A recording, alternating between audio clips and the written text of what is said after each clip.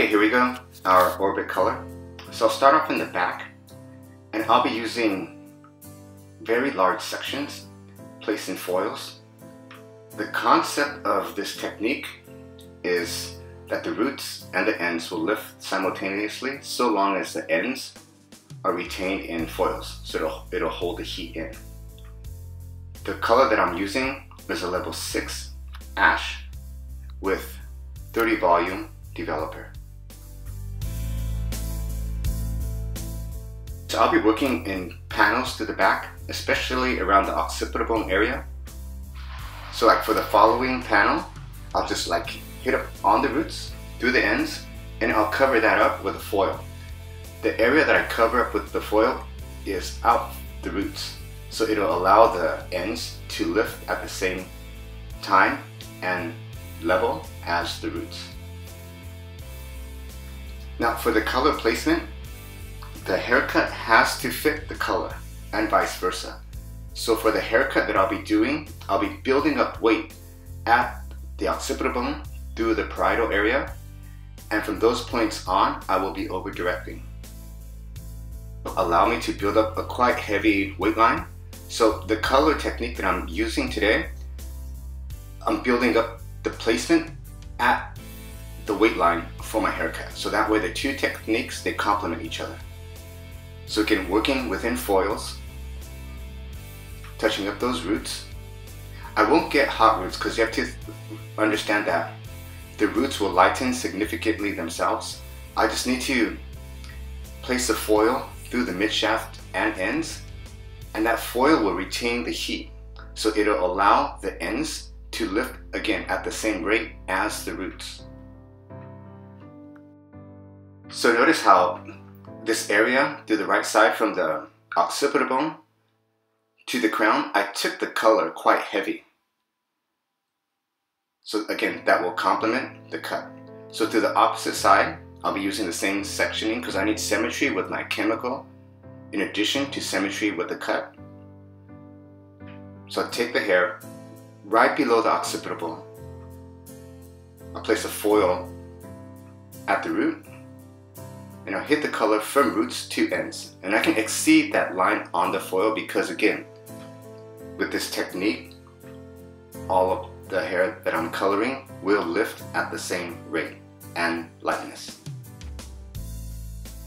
Okay, so again, at the occipital bone area, taking the color heavier.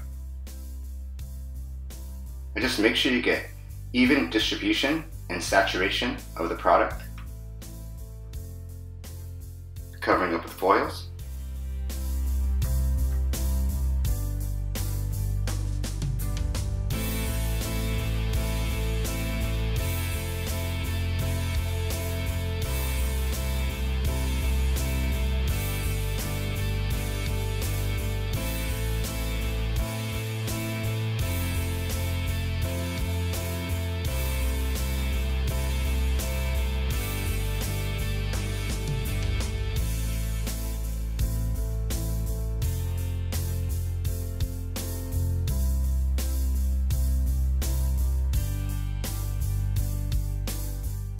So ensure that throughout this technique, both sides are symmetrical with the chemical. So the same sectioning, the same placement, the same concept and inspiration. Again, my aim here is to build up the color very strong from the occipital bone to the crown area.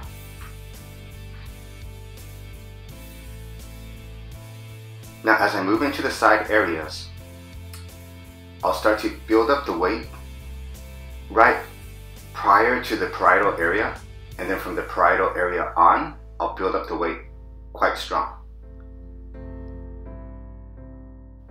So again, coming out my first section, I let the outline area drop out because that'll allow that contrast. Imagine as the hair falls naturally, by leaving out that first area, I'll have her natural. Her natural is a level 2, so I have that outline color on my perimeter, which will make my line look really strong. And also take into consideration that I've permed her hair, so that strong line will look softer because of the texture.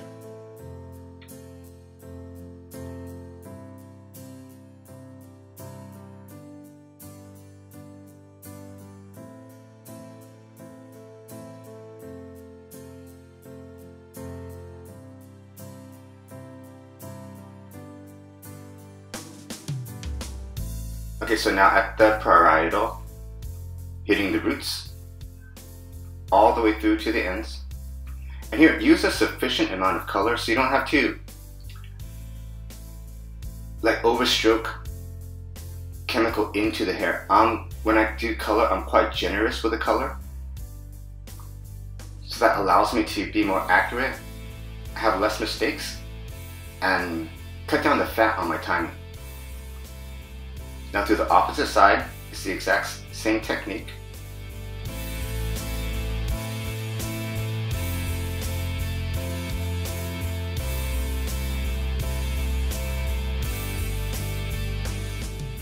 So color placement at the roots, hit the ends, seal it up, and I'm building the weight. I'm building the heaviness with the color. And at that parietal area, again, I'll take this area very heavy because for her haircut, I'll be over directing, so I'll be building weight. So I need to, again, make sure that the color technique complements the haircut technique.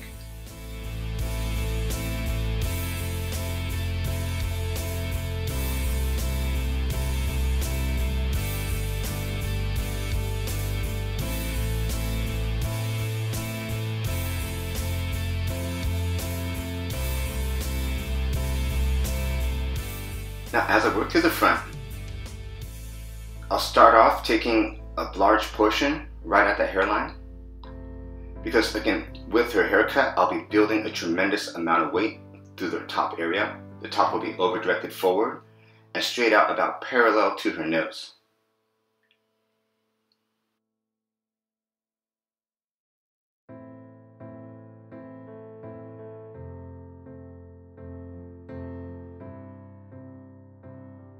Okay, in our last section here, it leaves out the crown and there's a gap from the original section, which will allow her natural color to give me more contrast, and it'll allow for a more textured, aesthetic look.